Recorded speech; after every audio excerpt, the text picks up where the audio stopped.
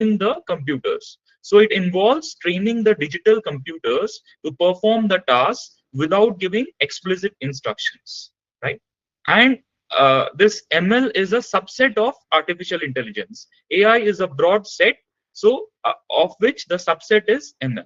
Then moving on to DL, which is also called as deep learning. So deep learning, it actually uses artificial neural networks with many layers to learn and make decisions. This deep learning is again a subset of machine learning. Okay, so you can say the AI is a complete set, and ML is a subset of AI, and then DL is again a subset of ML. This is very, very important to understand that how you can differentiate between AI, ML, and DL. Okay, then moving on,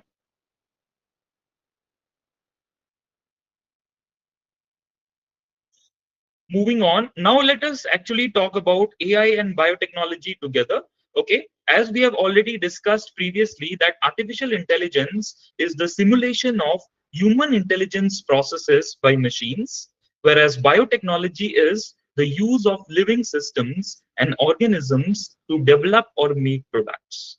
If we integrate both of them, that is AI along with biotechnology, and it results in accelerated research, improved diagnostics, and smart therapeutics.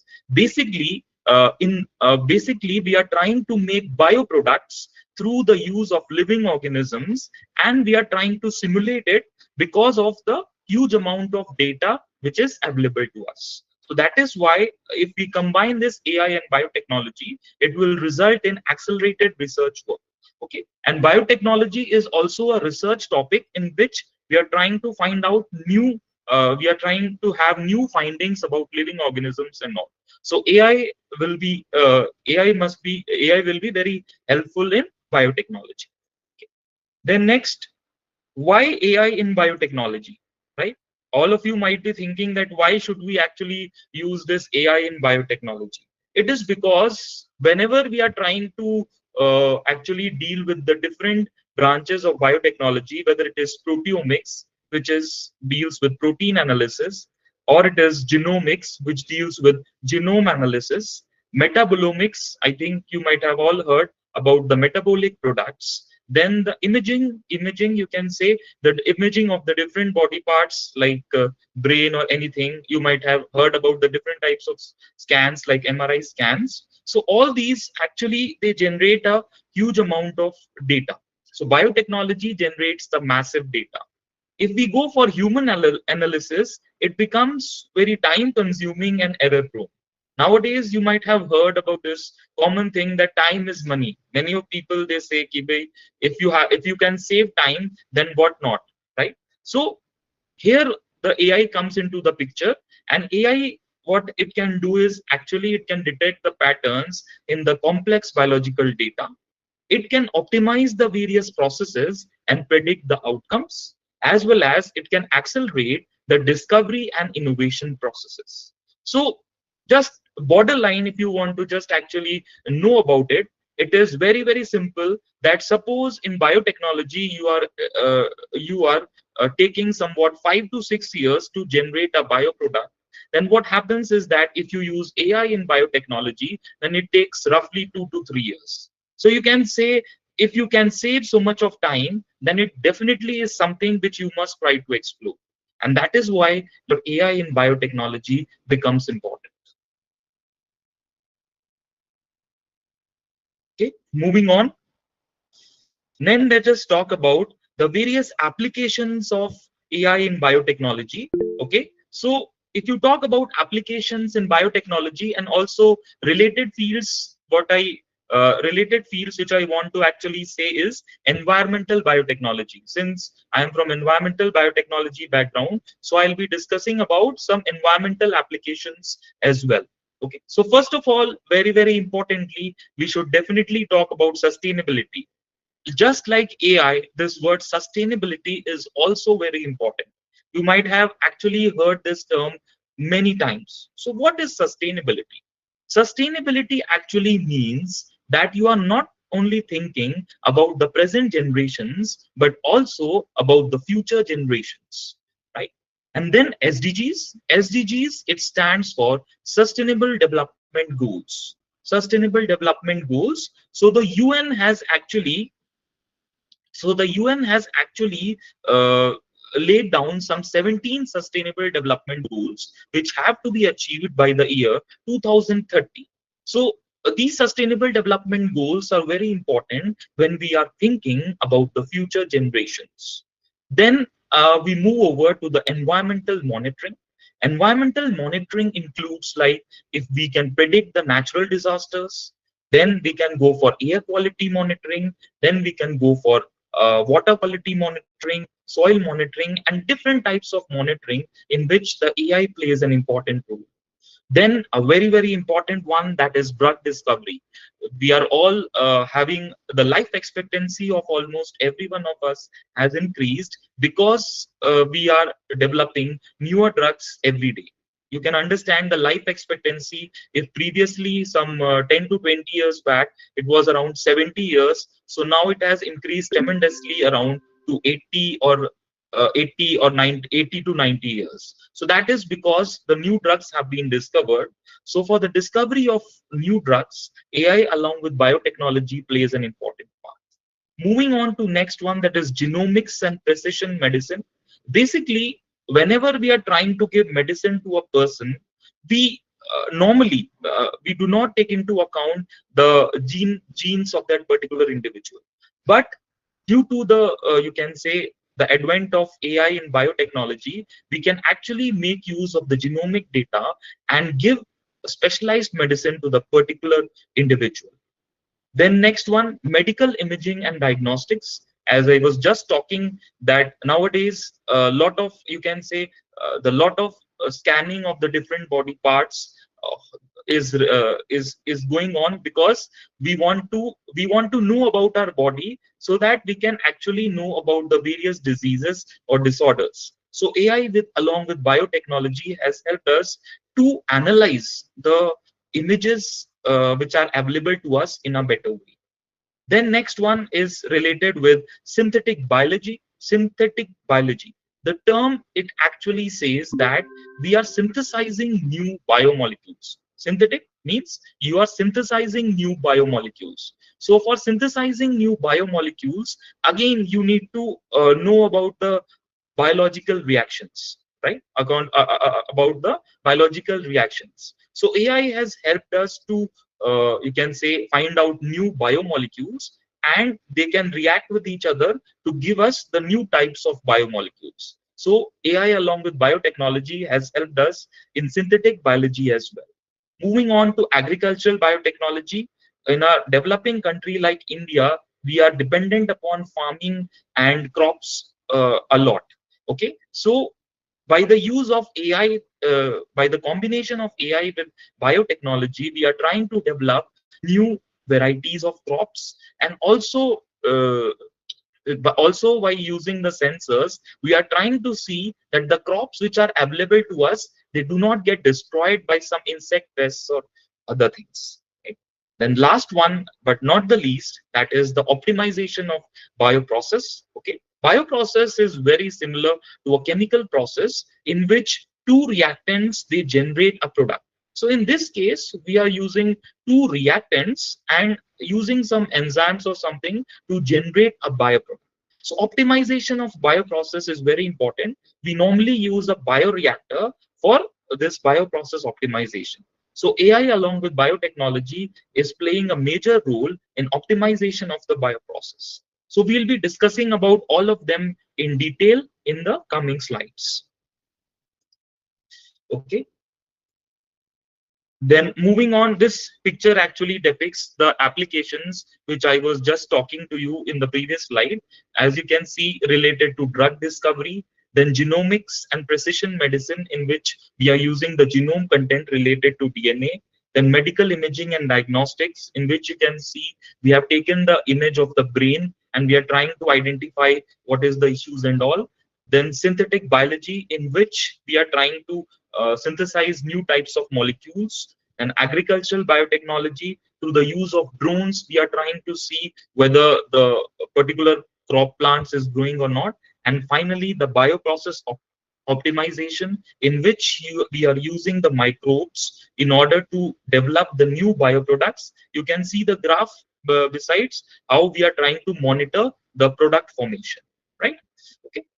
Then let us move to each one of them separately. So first of all, let us talk about sustainable development goals, right?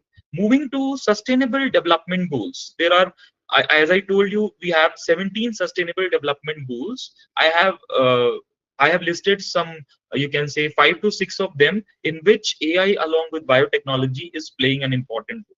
So food security, as I previously told, that since we are able to develop new varieties of crops through the combination of AI with biotechnology, so it is helping us in developing the food security. Actually says that we are synthesizing new biomolecules. Synthetic means you are synthesizing new biomolecules. So for synthesizing new biomolecules, again, you need to know about the biological reactions, right? About the biological reactions. So AI has helped us to, you can say, find out new biomolecules, and they can react with each other to give us the new types of biomolecules. So AI along with biotechnology has helped us in synthetic biology as well.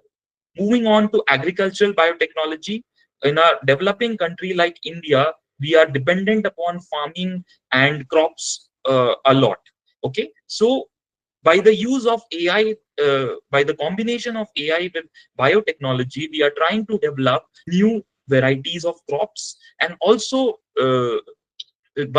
by using the sensors, we are trying to see that the crops which are available to us, they do not get destroyed by some insect pests or other things, right? Then last one but not the least, that is the optimization of bioprocess. Okay, bioprocess is very similar to a chemical process in which two reactants, they generate a product. So in this case, we are using two reactants and using some enzymes or something to generate a bioproduct. So optimization of bioprocess is very important. We normally use a bioreactor for this bioprocess optimization. So AI along with biotechnology is playing a major role in optimization of the bioprocess. So we'll be discussing about all of them in detail in the coming slides. Okay. Then moving on, this picture actually depicts the applications which I was just talking to you in the previous slide. As you can see, related to drug discovery, then genomics and precision medicine, in which we are using the genome content related to DNA, then medical imaging and diagnostics, in which you can see we have taken the image of the brain and we are trying to identify what is the issues and all. Then synthetic biology, in which we are trying to synthesize new types of molecules, and agricultural biotechnology, through the use of drones, we are trying to see whether the particular crop plants is growing or not. And finally, the bioprocess optimization, in which we are using the microbes in order to develop the new bioproducts. You can see the graph besides how we are trying to monitor the product formation, right? Okay. Then let us move to each one of them separately. So first of all, let us talk about sustainable development goals, right? Moving to sustainable development goals, there are, as I told you, we have 17 sustainable development goals. I have listed some, you can say 5 to 6 of them, in which AI along with biotechnology is playing an important role. So food security, as I previously told, that since we are able to develop new varieties of crops through the combination of AI with biotechnology, so it is helping us in developing the food security. Then second one, that is health and well-being. Okay, whenever we talk about health, okay, as we always say, health is a priority. But whenever we talk about health, we only talk about physical health. But according to me, not only physical health, but mental health is also important, right? Nowadays, a lot of people are suffering from a disorder which is called as depression, right? Depression is actually very real. Depression is actually very real. So many a times you can say, if somebody suffers from depression, it goes on in the family that he is just acting, or he is just trying to act that he is in depressed or something. He doesn't have anything very serious. On the contrary, it is not like that. Sometimes, if you see the direct effect of depression, the energy levels of that person goes completely down. He remains sad and does not feel energetic at any time. In this aspect, AI along with biotechnology. It is suggested that you should meet a psychiatrist to come out of this depression. But what happens is that people are reluctant to go to psychiatrists. Even now, after you can say, even now the people, if even if they go to psychiatrists, now the number of people who are going to psychiatrists have increased. What happens is that whenever a person goes to the psychiatrist, he has to listen to the whole story about how what is the mental problem that has actually resulted in him getting that mental situation. So how this AI and biotechnology can help? We can have some robots who can actually have some questions which will be given to the particular individual, and then they can write the answers of the patients can write the answers of these questions, and then it can be given to the doctor. So it will save the time of the patient as well as save the time of the doctor, right? Okay.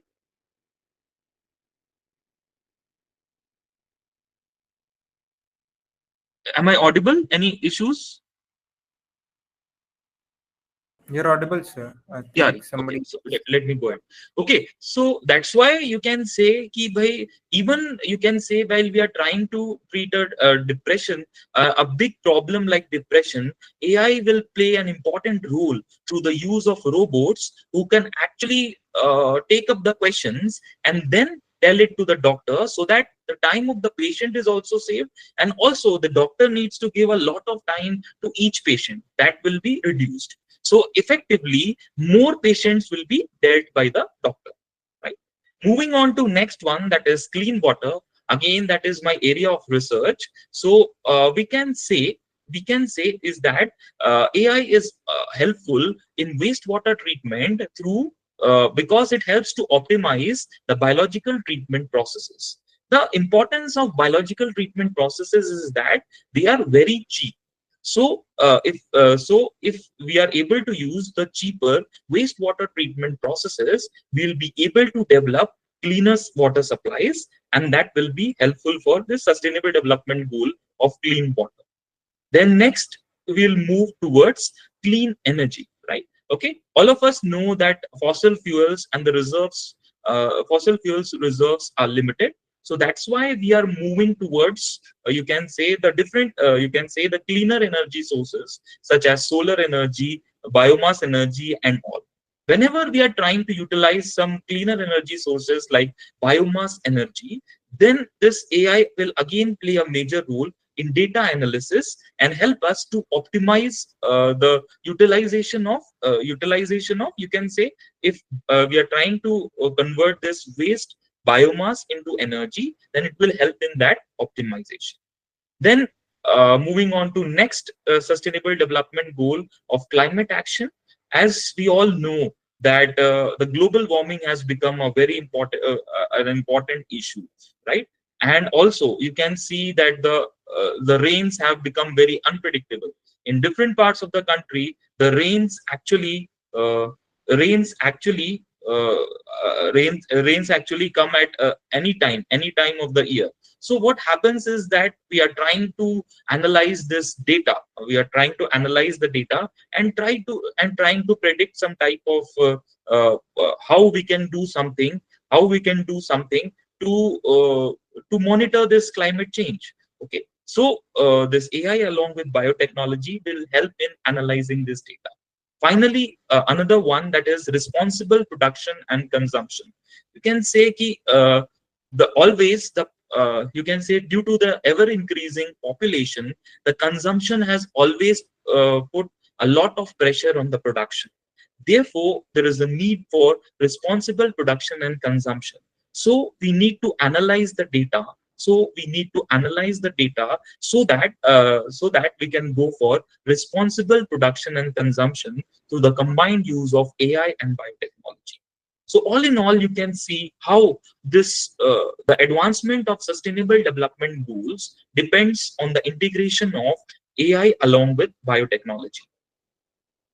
Moving on, let us now talk about some environmental monitoring. Okay, so first, as I told you, it helps us to predict the natural disasters. So we'll be discussing some examples for every case study.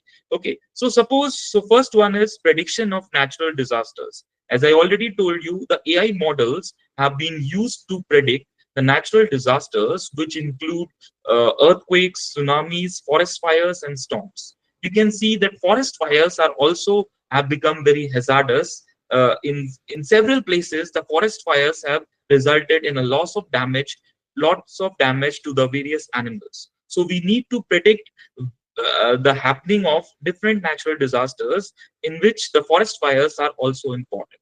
So AI can be used to anticipate the natural disasters by evacuating the data from several sources such as satellite images, drones. Then we can try to find out the patterns and finally estimate the risk that a particular disaster will occur. I'll give you a particular example that of a model. We cannot discuss all the models here due to the limited availability of time, but I am giving you an example of which model you can use. So you can see that functional link artificial neural network, which is called as the FLAN model, is used to predict the earthquakes in USA. Moving on to the next environmental monitoring, moving on to air quality monitoring. Okay, so AI algorithms which are actually used for air quality analysis and prediction include ANN, which stands for artificial neural networks, then DNN, which stands for deep neural networks, SVM, which stands for support vector machines, and fuzzy logic.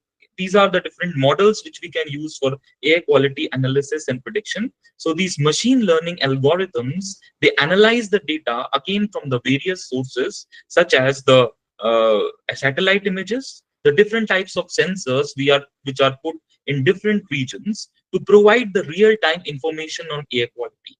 Okay? If you might have seen that even in Jaipur and in different cities, this air quality is actually shown on the notice board, in which it tells us that what is the air quality index and what are the concentration of the various pollutants, which is actually shown on the notice board, so that everybody is aware about what type of air quality is present. In India, as you can all can understand, as of all of you know, that air quality is very poor in Delhi. So a lot of concerns are actually you can say have developed in Delhi. Yes, so let me tell you a simple example why air quality monitoring is important and how it can be actually related with health. So there is this lady who goes to the doctor along with her baby, right? And the doctor asks this lady to go for different types of tests and find out why this baby is behaving very abnormal. He's not having any particular type of disease, but he is behaving very abnormal. So after all the tests come in, this lady again goes to the doctor and uh, and shows that report to the doctor. So the doctor says that there is no issue. However, uh, you can try one thing, that you can change your location. So you can go from Delhi to another location, maybe to a particular village or to a particular place where where the natural surroundings are much better. So what happens is that this lady actually goes along with her child to some village nearby place to you can say Delhi, and stays there for say roughly 6 months or so. And suddenly she sees that child starts to behave very normally. So what can be the particular reason?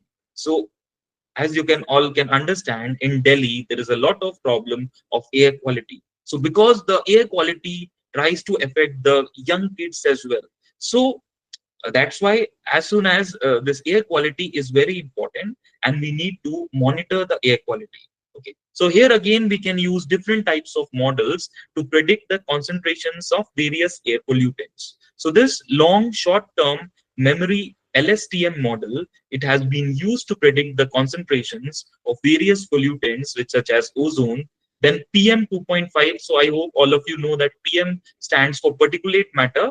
Particulate matter, you can say type of dust particles which are available, and their size is roughly around is less than or equal to 2.5 micrometer. Then nitrogen oxides NOx and carbon monoxide concentrations at National Capital Territory of Delhi. Right. So it is very helpful in air quality monitoring. Moving on to next one, that is water quality monitoring.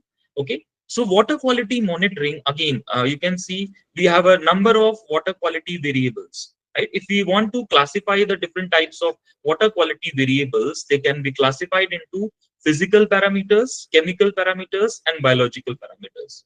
Physical parameters, you can say, are something which are easily visible, like taste, odor, all these. Chemical parameters like pH. All of you might have heard about TDS, right? The total dissolved solids, total suspended solids. Then oxygen demand, chemical oxygen demand, biochemical oxygen demand. So these are all the chemical variables. And then the biological parameters like you can say E. coli or the different types of viruses. They are all the biological parameters. So all these parameters, the calculation of all of them is very important in order to find the water quality index. Okay, so that's why in this aspect, the AI algorithms, which are especially the artificial neural networks, are very effective in determining the water quality variables, right? So let us look at the two examples again of the models. So long short-term memory model, which is the LSTM model, it tried to trace out the industrial point sources of pollutants which were affecting the water quality of the place which was close to the industry. Then along with surface water, it is very important to have some prediction of the groundwater levels as well. So ANN modeling has showed a relatively good prediction for groundwater levels as well. Okay, so if we can have some prediction about the groundwater levels, we can see whether this water table, what is the depth of this water table, and so on. Then moving on to the next application that deals with wastewater treatment. Okay, so this is my area of research. I have actually worked in this area of wastewater treatment. So these AI algorithms can be actually used for optimizing the biological treatment processes. The various biological treatment processes which are available include activated sludge process, trickling filter, and different processes are available. So how these AI models can help? The AI models are trained to predict the microbial growth and performance. Then based on this training, they can estimate the removal efficiency of various pollutants. At the same time, they can optimize the nutrient dosing, retention time, and temperature of the various bioreactors. Okay. Also, nutrient recovery, you can say the recovery of various nutrients, which include nitrogen and phosphorus. So AI identifies the optimal conditions for nutrient recovery. And finally, using the control algorithms, AI enhances the bioreactor performance. Right? Now let us take some examples of these wastewater treatment case studies. Okay, so wastewater treatment case studies, how actually this AI has been used by different wastewater treatment facilities. Okay, so Veolia, which is a global water services company, it has implemented an AI-powered platform which is called as AquaVista TM plant across several wastewater treatment facilities in Europe for real-time data analytics. So basically, it has tried to analyze the different parameters on a real-time basis. Another one, like the GlaxoSmithKline GSK, which is a major pharmaceutical manufacturer, has used AI for wastewater compliance. So here, AI was used to model COD, which is the chemical oxygen demand, and the various toxic compounds which are present in the effluents, and it was found and it was checked whether it is found within the levels or it was going out of the levels. So So this modeling helped us to model the COD and toxic compounds. Then Nestle, I think all of you might have heard about this company. So Nestle has also gone for Nestle wastewater treatment automation. Here, AI and supervised machine learning was here artificial intelligence and supervised machine learning was integrated into a combination of aerobic anaerobic bioreactor system, and it was found that the performance was quite improved.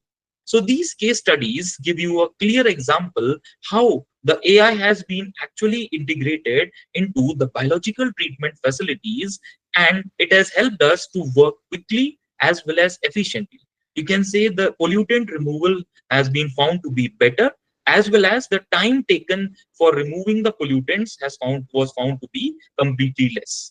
These case studies are, you can say, are the examples where we can actually, you can say, find that the application of AI in biotechnology. Okay, so these were all the different, you can say, applications of AI in biotechnology for environmental monitoring. Next, let us move towards another one is related with the soil monitoring. Soil monitoring, you can say, the AI algorithms which are used for soil monitoring and analysis include SVM, that is support vector machines, then CNN, which is conventional neural networks, and RNN, which is recurrent neural networks. Now, AI powered sensors and IoT, I hope all of you are aware about this term. It is called as Internet of Things. IoT devices, they enable the continuous and real-time monitoring of soil conditions. So what happens because of this? So because of these AI models, they give a lot of insights and they enable proactive soil management, and also we can implement the various types of erosion control measures. Okay, so soil erosion is a big problem, and soil management again is an important issue. So both these are taken care by the AI models. Okay, so all in all, you can see that how this AI has been quite useful in the various environmental fields, environmental monitoring, wastewater treatment, and so on. Okay. Next, let us move towards another important application which is related to drug discovery. As I was talking to you, that our life expectancy has increased because we are having because we are trying to develop new types of drugs. So how AI can actually help in drug discovery? AI models can simulate the molecular interactions and predict the binding affinity between the potential drug candidates and their targets. So what happens is that it tries to accelerate the virtual screening, and so it leads to the identification of the various targets. So in a way, we are able to identify different types of drugs. Also, these AI models, they predict the pharmacokinetics. Pharmacokinetics implies how fast these drugs are actually metabolized and used by the body. Okay, so this analysis takes a lot of time, but through the use of AI models, we are able to do it quickly and efficiently. So what are the AI tools which are used for this purpose? These include IBM Watson or Benevolent AI. Okay. Then moving on to the next application that is related with the protein structure prediction. Okay. Normally, if we are trying to go for protein structure prediction, we normally rely on experimental techniques like X-ray crystallography or nuclear magnetic resonance spectroscopy and so on. All these techniques, as you can say, lengthy, and they require a lot of time for predicting the protein structures. All of you might be aware that we have four types of structures of protein, starting from primary structure, secondary structure, tertiary structure, and quaternary structure. So in this field, machine learning has revolutionized the protein structure prediction, with AlphaFold leading the way. Developed by DeepMind, this AlphaFold's ability to model the protein folding based on amino acid sequences has been hailed as a major breakthrough. because of which because of this alpha fold, we are able to predict the structure of proteins in a very effective manner, and also we are able to do it very quickly. In all of you can understand that during the COVID times, we could not perform the experiments. So these machine learning techniques will go a long way in going for this protein structure prediction. Okay, moving on to application, uh, that is gene analysis, gene expression analysis. Okay, for gene expression analysis, omics. I think all of you might be aware about this word omics. Actually, omics, you can say it includes genomics, transcriptomics, and metabolomics. Basically, omics, you can say, is the last part of all these studies. Okay, so omics studies include proteomics, genomics, metabolomics, and transcriptomics. Okay, for them, next generation sequencing, mass spectrometry, and microarrays are widely used. However, with the advent of machine learning techniques such as support vector machines or random forests are used to identify the patterns in data from the various microarrays or RNA sequencing experiments. Also, the biochemical data sets. All of you might have heard about the biochemical assays. So when we are trying to perform the biochemical assays, there is a lot of noise generation in that. Okay, so noise generation means the irrelevant data which is coming along with the biochemical assays. So these machine learning, they also excel at denoising, means the removal of noise from the large biochemical data sets, thereby removing this noisiness, right? Okay, so in a way, these machine learning models have played a huge part in gene expression analysis, right? Moving on to the next part, that is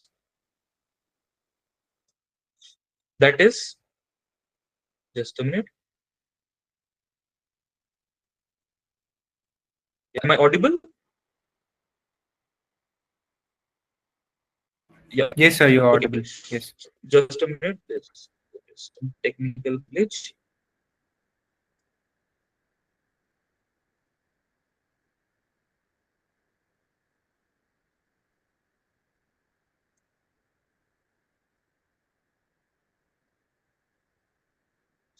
Okay. Uh,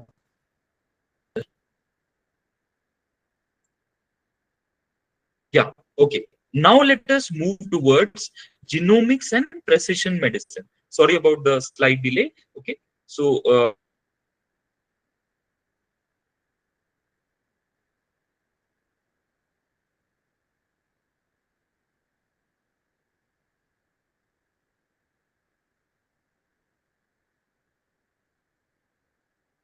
it's visible. I think it is.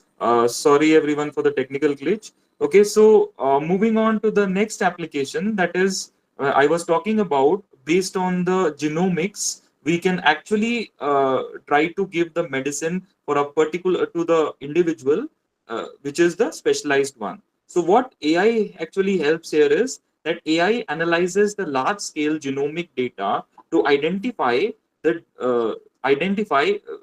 mutations which are causing the various disease. Okay, mutations, you can say, are the sudden heritable changes, and based on, you can say, the genomic data, and it can recommend the personalized treatments to the various individuals. Okay, to every, like, we are trying to, what we are trying to see, that every individual has different types of genome content, so we are trying to give the medicine based on the genome content.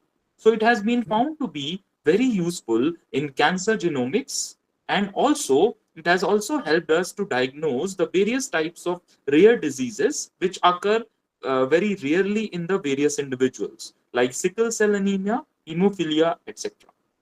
Next one, please. Next slide, please. Yes, sir.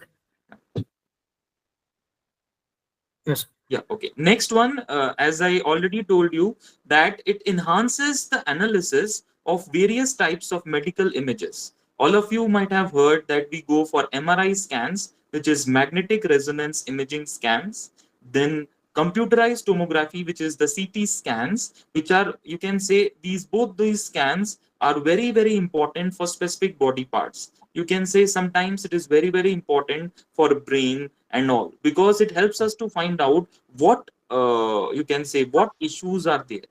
Okay. It also helps us to analyze the X-rays and the pathology slides in a better way, and so that we can diagnose the various types of diseases.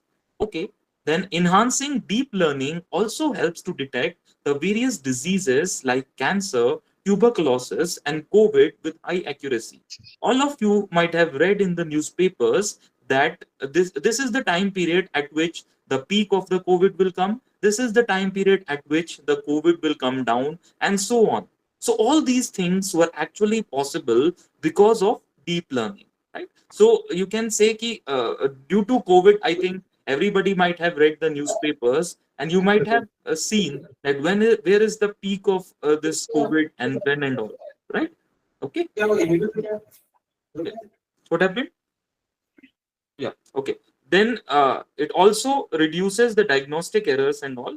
Okay. Moving on to the next one, that is synthetic biology. Okay. As I told you, it is involved in synthesizing the new biomolecules. So AI models, they assist in simulating and optimizing the metabolic pathways. Okay. The metabolic pathways for various biomolecules. Along with the metabolic pathways, they help in predicting the toxic byproducts. Also, as you can understand, that the enzymes are involved in catalyzing most of the reactions. So they suggest the enzyme modifications or replacements. And finally, as I told you, along with the structure prediction of the protein structure, they help in predicting the behavior of proteins under different conditions. Also, a very important thing here related with synthetic biology, all of you might have heard that biofuels slowly and slowly are very important, and we want them because the chemical fuels are limited. Same way, bioplastics. Okay, so AI actually helps us to automate the engineering of microbes for production of biofuels and bioplastics. Next one, please. Agricultural biotechnology, I think I have already talked a lot about it. Yes, so AI actually, it helps us to know about the genome content of the various crops. So it helps us in breeding the disease resistant crops, as well as it helps us in breeding the high yielding varieties of crops. Here we have a different types of sensors. I also showed in the photo, in the picture I showed some time back. So smart sensors along with artificial intelligence can monitor the crop health, the soil health in on which the crop grows, and thereby predict the yield of the crops under different, you can say, under different environmental conditions. Also, drone imaging. Drones are used nowadays very commonly. So drone imaging is used along with machine learning for precision agriculture. Precision agriculture means to be very specific to the needs of the crop plants. So both these things, drone imaging along with machine learning, has been very helpful for precision agriculture. Next, please.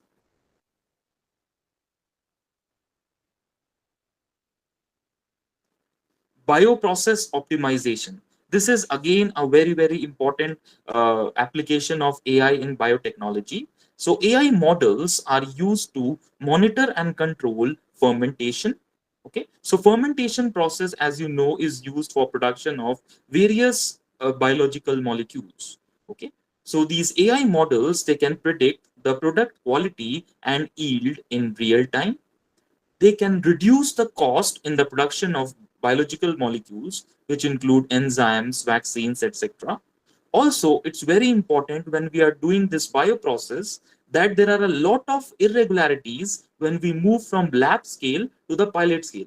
Normally, when we are performing the experiments in lab scale, it is very easy. But when we move towards the pilot scale, it becomes a lot of difficulties come in. So these AI models, they ensure the consistency when moving from lab scale to pilot scale. So techniques like Bayesian optimization or genetic algorithms, they identify the optimal conditions for maximizing the product yield, the product purity, and the productivity as well. Next one, please. Okay, now I have moved towards the last part, that is the benefits of AI in biotechnology. As all of you can understand, it leads to faster and more cost effective research. It results in enhanced accuracy and prediction. As you can understand, the COVID prediction was done very accurately with the help of the combined application of AI and biotechnology. It provides personalized healthcare solutions, which are very important because body of one individual is very different to the body of another individual, and so we require the personalized healthcare solutions. And then we can handle the data driven insights help us to go for better decision making. Next please. However, uh, everything has some benefits, so it also has some challenges. I think some of you were also putting the questions about it. Yes, it is very some challenges of AI in biotechnology include data quality and availability. Every prediction is actually based upon the quality of data which is available and how much data is available. So this data becomes very important. Not always. Sometimes what we do, the models take into account some particular part of the data and they don't consider the other data, then the prediction gets skewed. So data quality and availability is a very important challenge. Second one is the interpretability of AI models. There are various AI models which are available. So while analyzing the data, they try to interpret in their own ways. So it's very important to actually use our human intelligence. And that's why I said artificial intelligence alone is not sufficient. We have to interpret it in such a way that it gives us a meaningful conclusion. Third one, which is again very important one, that is regulatory and ethical concerns. Lot of people actually talk about privacy of data. Lot of people actually talk about why we should give the entire data of the body and all those things. So those regulatory and ethical concerns are always there, and privacy concern is the biggest concern for the application of AI in biotechnology. And finally, all of us are actually working in the labs and in a particular way. So, integrating these AI models into the lab workflows is again a challenge, which requires, you can say, several facilities. Like suppose you want to incorporate some AI model into your experimental studies, so you would require a lot of computer facilities and all, so that you can integrate that. So, next, please. Okay, future outlooks. Future outlook actually goes in the future. We are looking at AI powered biolabs along with autonomous experimentation.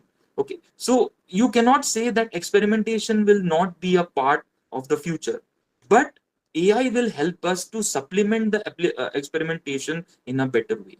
Okay, also we require to integrate it with IoT, which is Internet of Things, blockchain, and robotics. Okay, robots, as you know, are very efficient in performing the different things. So we need to integrate them with that.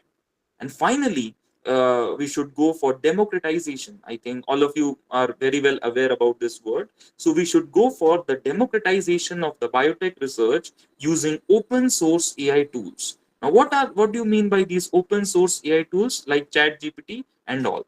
Right? Yes. Go ahead. Yeah. So final conclusions are AI is revolutionizing biotechnology across research, medicine, agriculture, and manufacturing. Basically, what is it is doing is it is trying to do us the things faster as well as quicker, right? So it's very important to have a collaborative efforts between AI experts and life scientists. So if you talk about me, I am basically a life scientist. I am not, you can say, I have actually collaborated with several AI experts, and then only I am able to apply these AI tools in my own research, right? So it's very important that we understand that the importance of life scientists along with AI experts is important. Not that only if you perform AI, then you are going to do everything, but the collaborative efforts will give the best results. And finally, I would like to say that the future holds promise for solving the major health issues and the environmental challenges through the combined use of AI and biotechnology. And thank you. That's it. Okay, some of the publications and all, these I have just included, so that is okay. So we can move towards the questions and all. All right, so we can just start from the top. We'll Yeah, take questions one by one and yeah, go from there.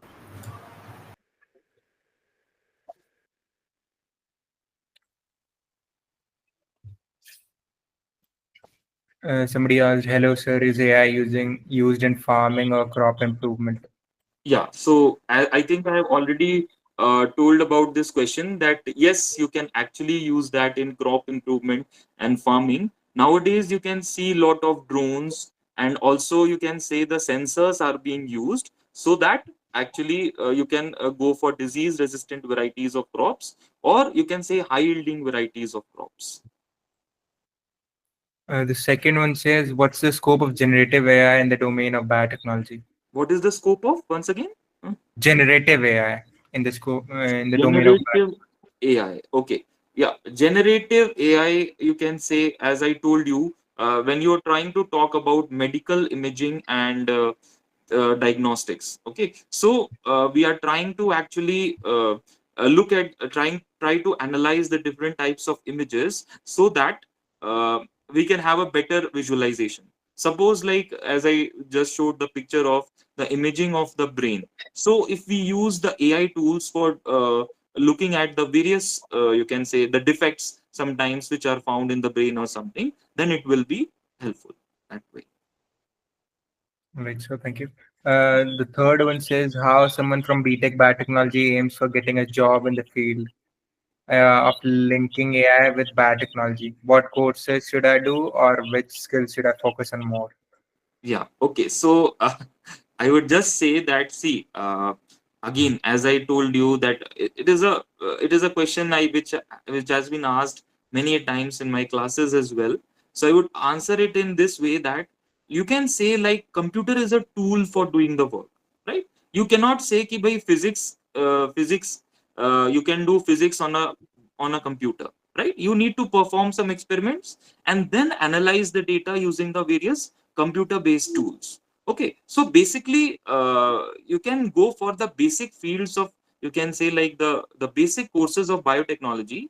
What you need to actually do is that while studying the applications of AI in biotech, you need to learn the different types of models and then try to apply those models in a particular field. So applying that model will actually take some time. What happens is that normally, if somebody is studying biology, he might not be very good in mathematical equations and all those things. So it will take some time. It's, for me also, let me just be frank enough here, that you can say studying the mathematical equations and then understanding the AI was a challenge initially because I was more focused towards biotechnology. But yes, combining the experience of, you can say, combining mathematics along with biology will go a long way in using this AI in biotechnology.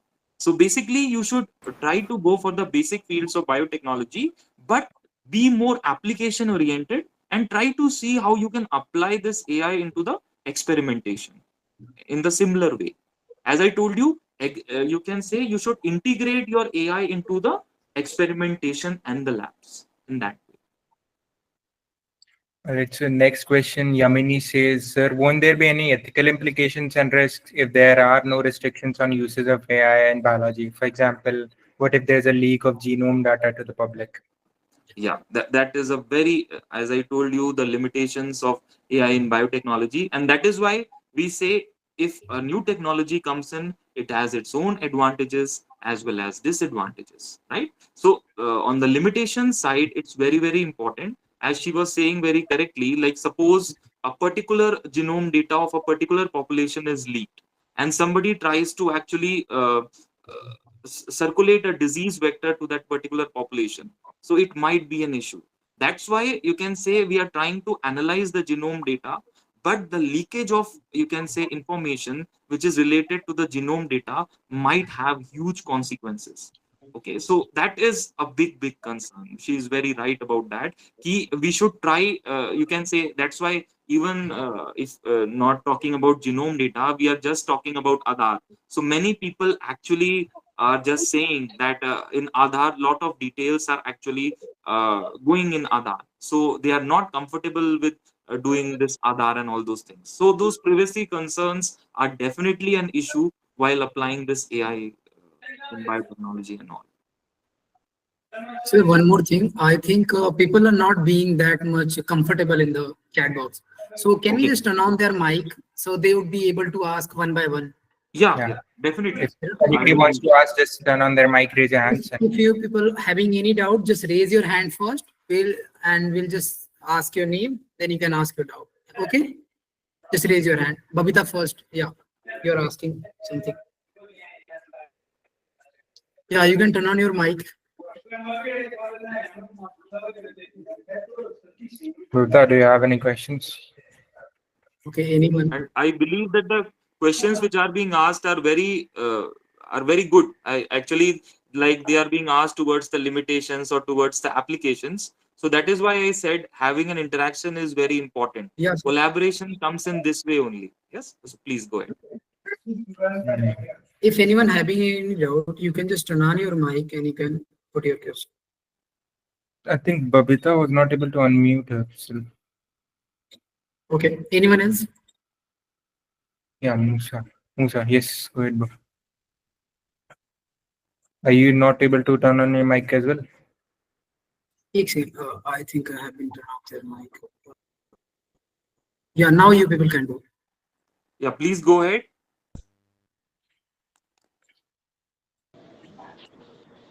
Hello, sir. Good evening. Hello. My name How is are you? Musa Balasho from my name is Musa Balasho from Nigeria. Sir, I need Hello. more How are you? clarification. I'm good. Yeah. I'm doing great, sir. Thank you for your contribution. Yeah. Yeah. Sir, Sure. my question is how applicable AI is in biotechnology regarding SDGs, as you already explained it, but sir, I need more clarification on it. Yeah. So, as I told Thank you, you. the biggest field in which I believe in your SDGs, I believe that is health and well-being, right? If you talk about health, the development of new drugs, right? That is one part. Also, as I told you, in health, not only physical but also mental health comes in. So these robots, how we can develop these robots who can go and ask some questions to the patients, and that data can be supplied to the doctor. So in a way, the you can say the diagnosis and the treatment will become quicker and will become more effective. So in that way, you can say the biggest SDG which I believe this AI and biotechnology can target is health and well-being. I myself is actually, you can say, people actually don't want to talk about mental health that much, but I want to talk about it very openly because that is one area, you can say, treating the depression is a major concern which has actually affected a lot of individuals. Like the depression is something which we are not able to actually find out. You can, as you can understand, suppose somebody might be depressed, but at the same time he might be doing something very well. So these things, the things which we are unable to find out, we should be able to actually look at it and try to find some solutions for that. And that is what my idea of applying AI in biotechnology means. Thank you, sir. Thank you, sir. I Thank you really for your understand. question. Okay, Yeah. thank you, sir. Anyone else? Anyone? Babita, you can just turn on your mic. Now you people would be Good able. evening, sir. Yeah. Good evening. Yes. Yes. Good evening, Shubham. Tell me. Uh, Sir, great experience from this session. Really like this session. So my question is that, sir, how AI can be used in use water management in projects, sir? Right? मतलब use in water water. management. Yes, Yeah. sir. Use water management work. Yeah. So actually, I think in the slides also, I tried to show that Nestle is a company which is going for wastewater automation. So basically, what we are trying to do, actually, AI can be used to get the real time data. Okay, real time data which is associated with the COD analysis of wastewater, BOD analysis of wastewater, and different types of pollutants. Okay, so that real time monitoring of wastewater can be very effective by the use of AI in biotechnology. And basically, biological treatment, as I told you, is a very cheap mode of treatment. So there also both of them can be used. Okay. Sure, sir. Thank you. Thank you. Thank you so much. Okay, next one, Garima. Yes, sir. My question is that I want to do an internship or like dissertation in bioinformatics or computational biology, like in IIT or any other institute. So how can I connect with the scientist? Like Okay, so Garima, normally what the procedure what we follow is that we try to identify the potential, you can say the potential supervisors under whom you can do the internship, right? So suppose you are targeting a particular IIT or NIT.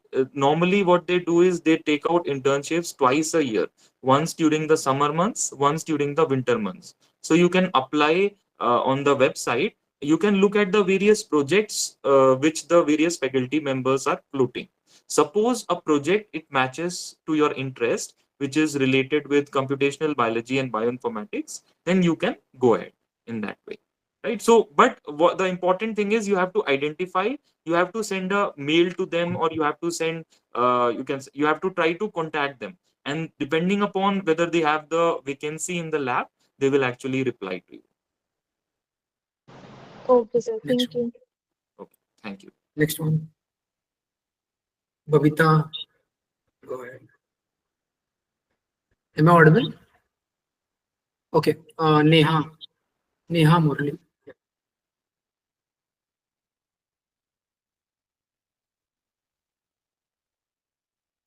You're not audible.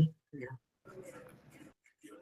I think Several of them have raised hands, but they are not able to open their mics. they can, but I think they're not deliberately doing it. Vanshika, if you have any questions, you can go ahead. One question more. Um, Okay. Yeah. is bioinformatics similar to the AI in biotechnology? Okay, so see, bioinformatics is again, you can say it is related to biological databases. Okay, so AI in biotechnology is different, right? As I told you, the different fields, how you can apply, you can say the artificial intelligence in biotechnology. But bioinformatics, you can say, is related with the storage of, you can say, biological information. So genomic data is being stored in different databases. So bioinformatics is slightly different from biotechnology.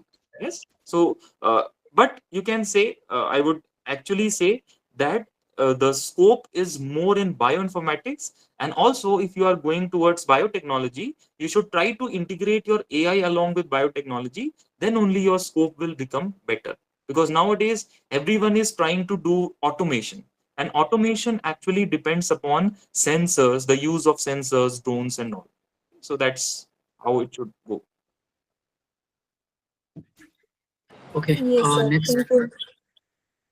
Next, Vansika. All right. Am I audible? Yes. Yeah. Yes. Yes. Sir, I wanted to ask about the opportunities in the biotech, and if like it's AI in bio related fields nowadays, then why, like, what are the needs of the human nowadays then? What are the needs of the, once again, please? Human, You- humans. mm, What are the needs of the humans?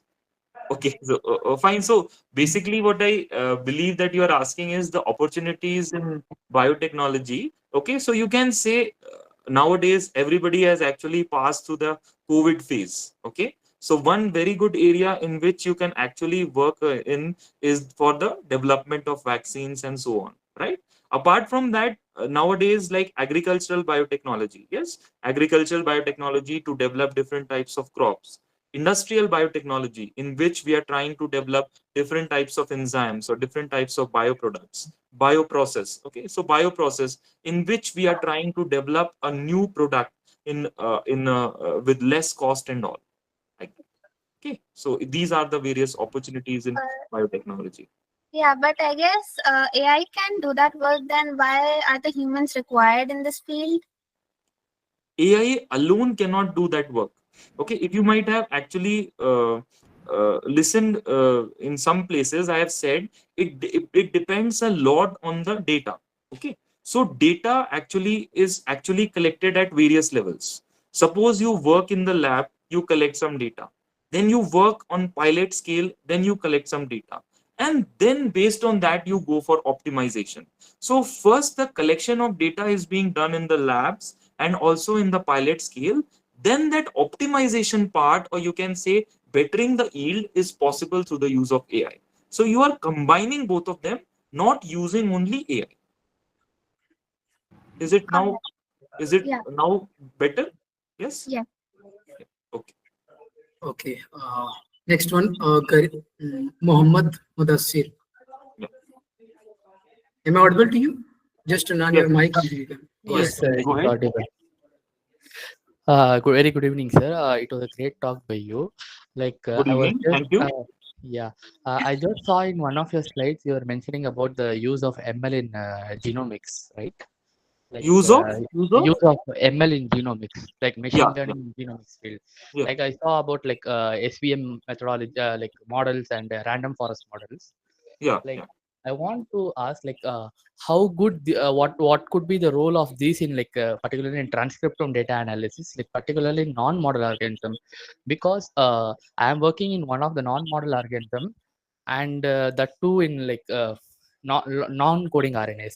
But I find difficult to use the machine learning tools in that process, like filtering of the non-codings in particular things.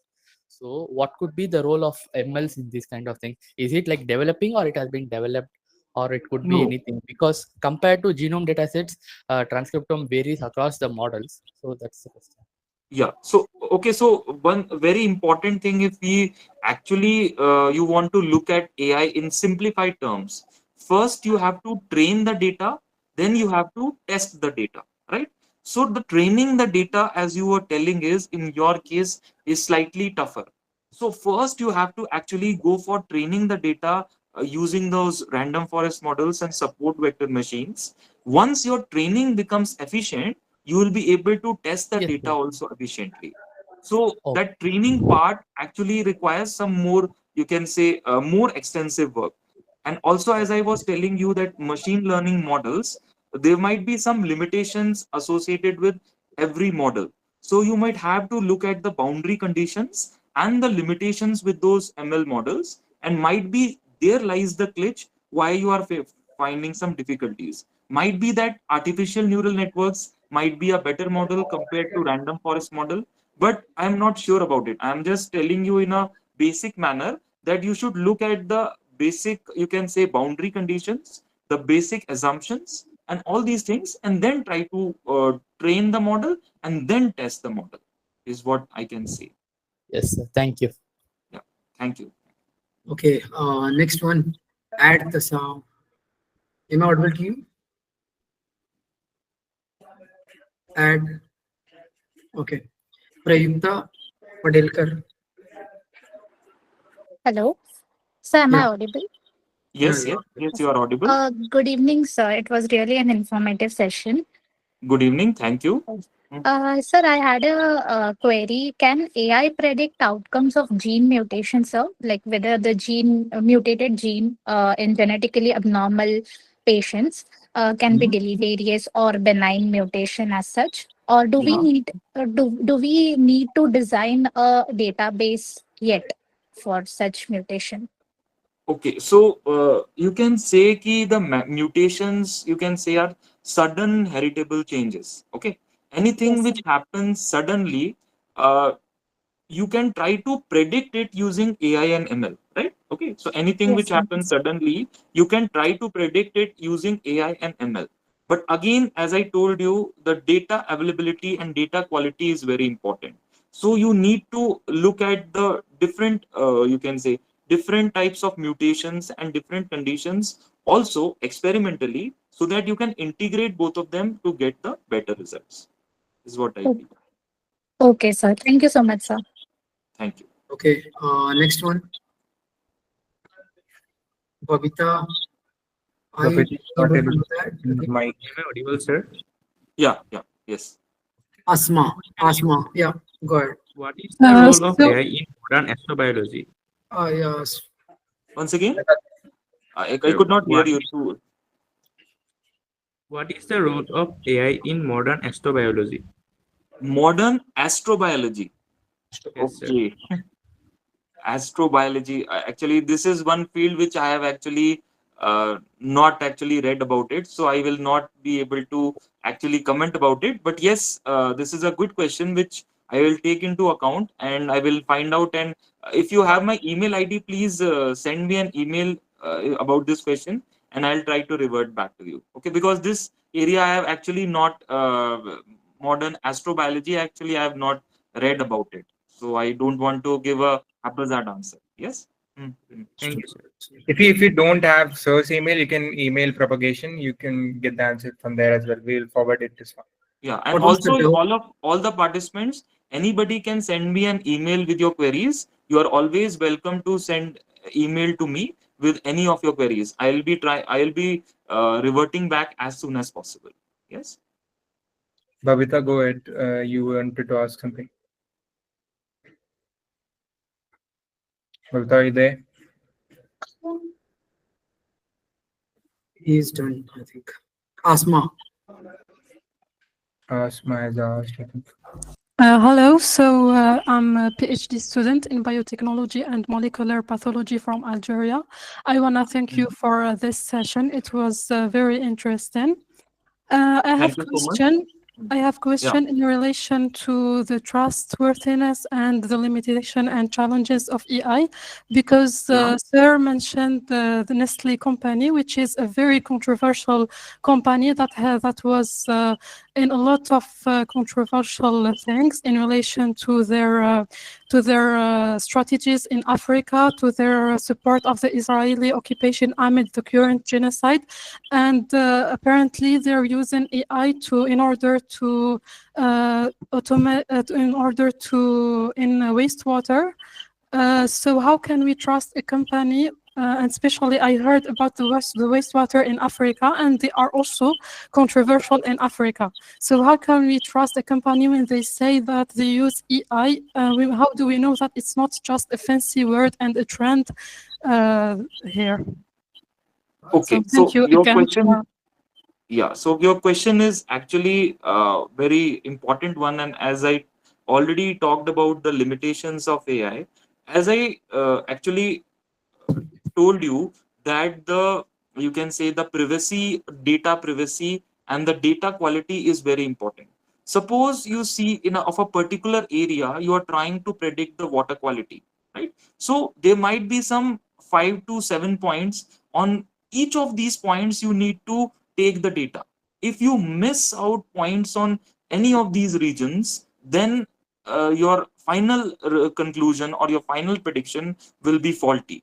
So all whatever you are actually trying to find out, it all depends upon, as I told in my presentation as well, data quality and availability.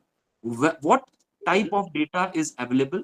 That is why we are saying that AI helps us to get the real time data. Okay, so that real time data will be very crucial. Apart from that, data availability is, what does it mean is that it should be available from all possible regions. It should not be that out of, you can say, in a particular region you have selected some 10 points and you just randomly take some 5 6 points and leave some 4 5 points and then predict, and then give your prediction. Then it will definitely result in a false prediction. And it might be a case of, as you were telling, that it might be a case where you might feel cheated, that some prediction has been given and it is not at all near to the optimum value.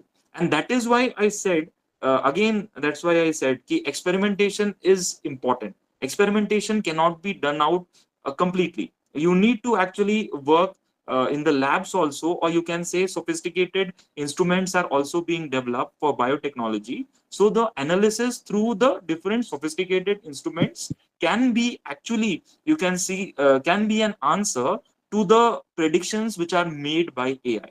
If you check both and they come relatively the same, then it can be trusted. So that is what I believe. Yeah, thank you so much for your answer and for the session overall. Thank you for the wonderful question. Asma's question was very politically charged, but it was Yeah. great. So that's why I try to put it on a technical basis. To be more blunt, you cannot. You Yeah. cannot trust. Okay. Okay. And Nestle has done a lot of bad stuff.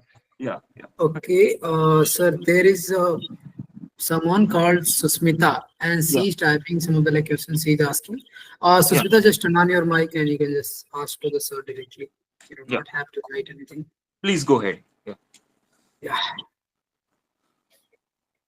Susmita, are we audible to you? She has written her question. How is AI used in laboratories in biotechnology? That is a question, I think. Okay, so I think that question we have already taken up, that how the different fields you have to integrate it in the fields of omic studies, genomic, transcriptomics, and all, or agricultural biotechnology, or you can say genomics and precision medicine, or bioprocess optimizations. I think that is a very thing which we have already discussed in the various slides, I guess. Okay, sir. So next one is Dipti Maheshwari, sir. Yeah, Yeah. Dipti, you can turn on your mic and you can put your question, whatever the doubt. Good evening, sir. Thank you Good for the evening. session. Yeah, good And evening. Thank you. Yeah. so my question is that can I pursue bioinformatics in combination with Gen AI, or anyhow I can apply Gen AI in bioinformatics? Yes, yes, yes. You, the question what you are actually asking is very good. That you want to pursue bioinformatics and then apply Gen AI in that as well. So, as I told you, AI Gen AI actually is useful in prediction. So, prediction is also, you can say, involved in bioinformatics as well. So you can definitely actually go for the both. And actually, if you get a good prediction in this way, then it might be turn out to be quite good. So it is, so you can actually go for it. Yes, as I Sir, believe. is there a specific course for that, like applying Gen AI to bioinformatics? See, that's what I told ki you can go for bioinformatics course, but while doing the project or while doing the your reading about the different courses, you can apply Gen AI in your bioinformatics courses. So that will actually do, because there will not be any course like that. So that normal course of bioinformatics you can do that, and apart from that, you can use the AI in your bioinformatics. Okay, sir. Thank you so much. Okay, so next we have, there was some, okay. Prayukta Padelka, do you have any doubt?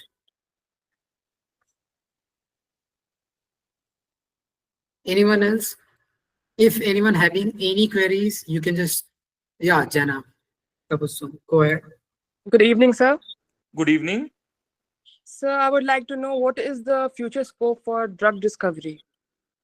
Drug discovery. Yes, that is future scope for drug discovery. You can say nowadays, for increasing the life expectancy, we are trying to develop new types of drugs. So there is actually a lot of scope. You can say ki protein structure prediction has been made possible by as I told you, by deep learning process. So in that way, if you try to identify the novel types of drug candidates, then it will go a long way uh, in the future. So there is a lot of potential in the drug discovery, as I believe.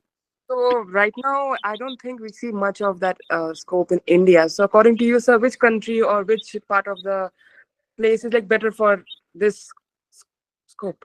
Okay, so so you are asking relatively about India and abroad. So I Yes. believe you are right. If you talk about India, there is less scope, but pharmaceutical companies are actually going about it, that they are trying to develop novel drugs and all.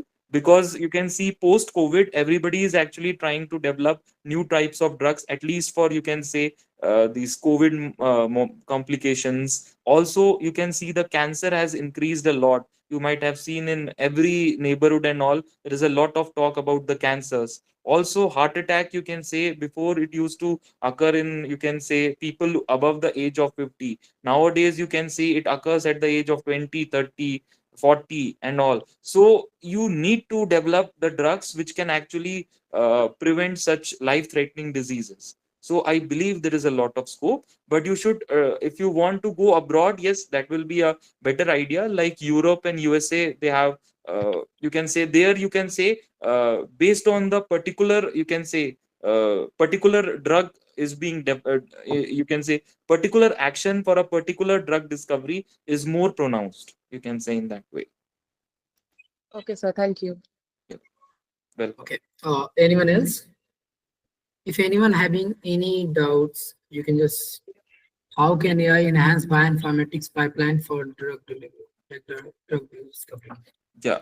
Okay. So as I told you, bioinformatics basically deals with the different types of storage of genetic resources in different types of databases. So basically, again, that is also try, we can say, when we are trying to use the omics, which is the genomics, transcriptomics, proteomics, we are trying to find out the disease causing mutations or the genomics. So in that way, you can actually, you can say, this AI along with, you can say, bioinformatics can actually help in this way that it can give a suitable prediction. As I told you, AI is always used for prediction. Like in case of COVID or in case of cancer, we can actually give a good prediction, and that prediction can actually help us to find some a solution or something.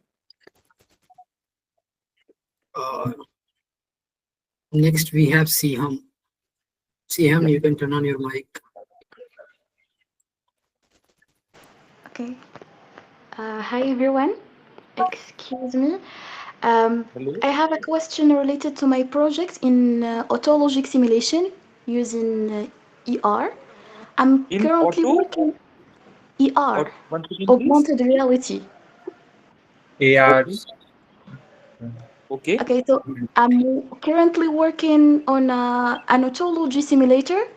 May I ask how AI can support this kind of projects? As a student in medical biotechnology, I'd like to know more about how AI can be integrated into surgical training tools.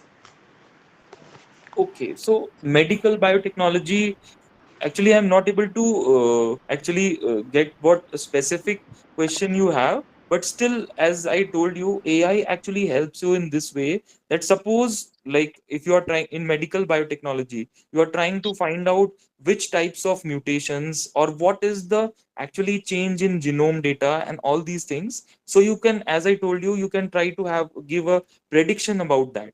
That is the idea in medical biotechnology also, that suppose you predict that which, you can say, mutation might occur, or which, you can say, genes might be responsible for the particular process, and in that way you can grow.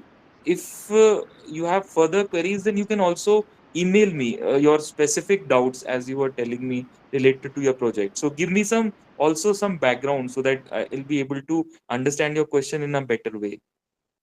So that will be, that might be better, as I feel.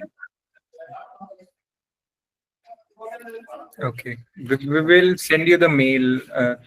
We'll send you the In a mail. while. Okay, Right. can I have your mail?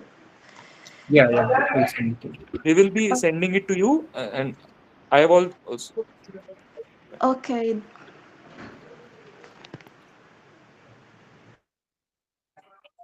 So Uh, that's just cool. Anyone? because currently we don't have source mail, we'll send forward the mail to you. In a while, we will be going to provide you the notes with the contact detail of our speaker, so don't worry about that. Okay. So if anyone having any other doubts, so you can turn on your mic and you can ask. Anyone?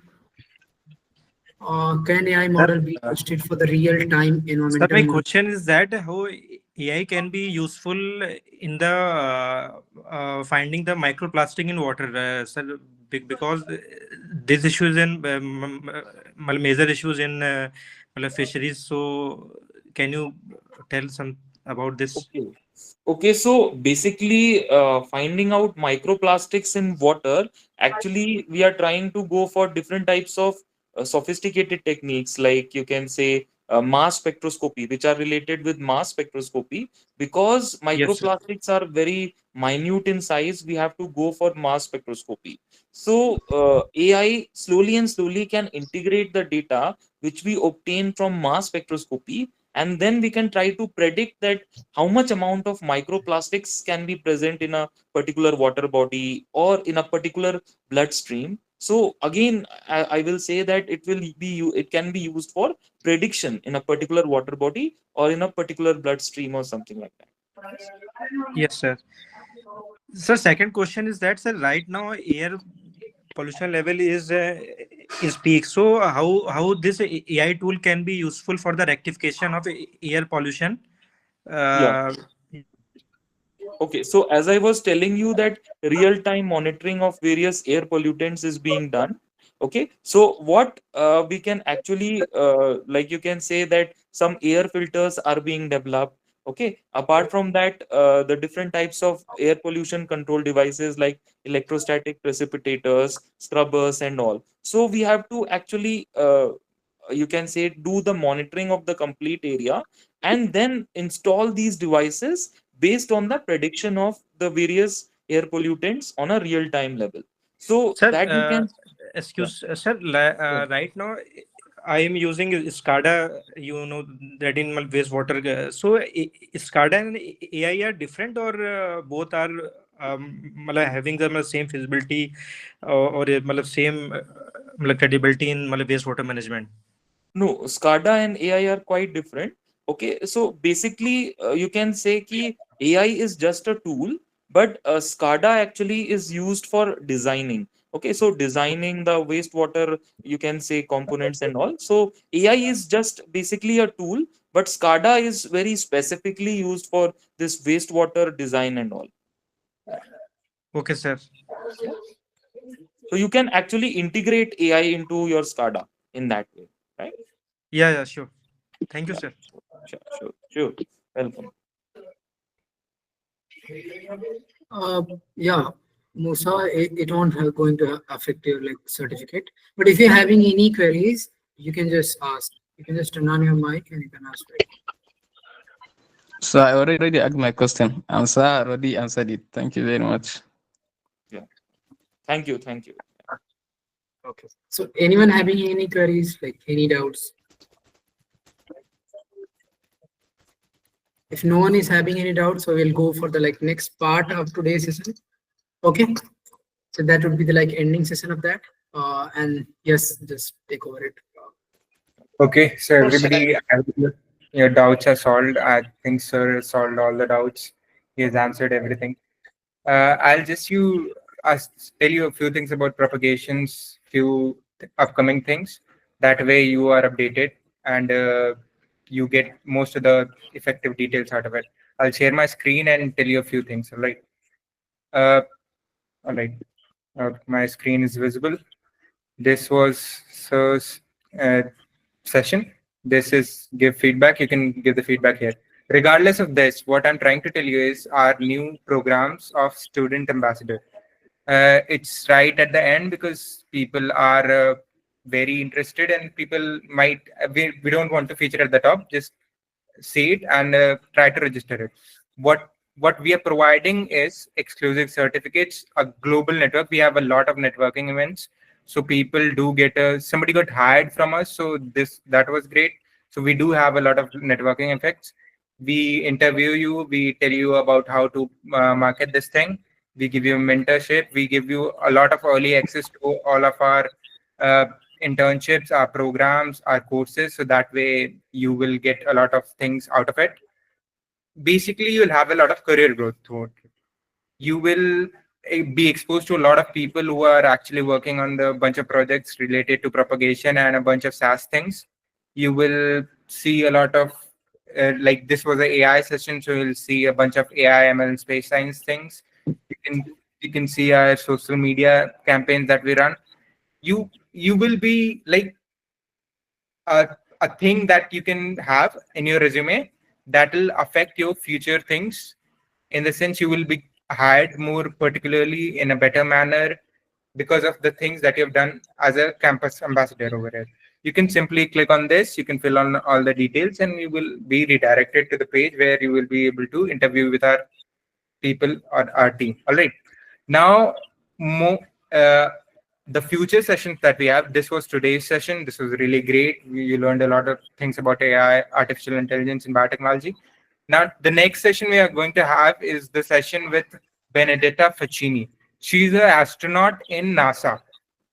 She has done a lot of work related to astronomy and all the stuff, citizen science, analog astronaut. She is also a space communicator from Italy. So you will be getting a lot of things from her. This will open tonight at 12. Okay. So you can do that. Now, regardless of this, we have courses. Okay. Now these courses are going trials. This is almost done. This is not being updated yet, but we got like 190 students. So it is free. We did a lot of things. We are making a team, so that way that is going on. Now this thing is actually going to be great for people who want to contribute in citizen science program, in the sense people who are interested in space things. All right. Hands-on course by Propagation. You will get a lot of things. You can see the syllabus here. You can see the FAQs. You will how long it will take. 2 weeks with flexible scheduling. You'll get a certificate. You'll be exposed to a bunch of things from our mentors. All right. Now, if anybody has any questions about these things, they can just ask away in the chat or just mail us. All right. Anybody? I don't think so. So that marks the end. That marks the end of today's session. We are extremely grateful to Anirudh sir. He has done extremely well work here. We're grateful about what he has done today. We apologize for the network issue in the middle, but that sometimes happens.